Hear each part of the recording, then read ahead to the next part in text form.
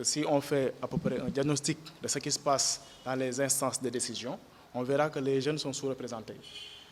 Les jeunes représentent 34% de la population. Et si on prend l'exemple de l'Assemblée nationale, sur 165 députés, il n'y a que 5 députés. Cela signifie nettement que les jeunes sont sous-représentés. Donc on peut prendre aussi l'exemple du Haut Conseil des collectivités territoriales. Sur 150 membres, il n'y a que 9 jeunes. Vous voyez. Il en va de même aussi pour les présidents des conseils départementaux. Sur 45 départements, il y a un seul président d'un conseil départemental. Donc si on fait ce diagnostic, on verra vraiment que les jeunes sont sous-représentés. C'est la raison pour laquelle nous réclamons un quota de 30%.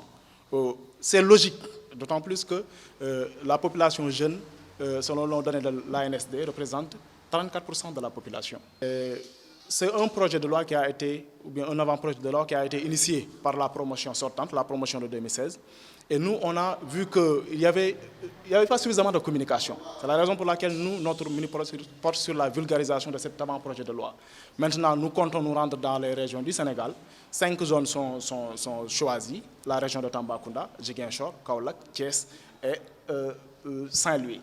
Donc, à la fin de ces caravanes, nous organiserons un forum de clôture pour vraiment faire la synthèse des choses. Par la même occasion, nous comptons aussi rencontrer tous les responsables politiques, la société civile, les organisations de jeunes, pour parler avec eux, pour que vraiment ce projet de loi puisse aboutir.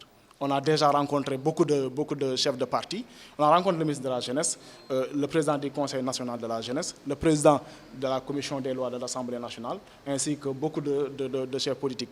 Nous avons aussi rencontré les éventuels candidats à l'élection présidentielle pour qu'ils prennent en charge notre combat.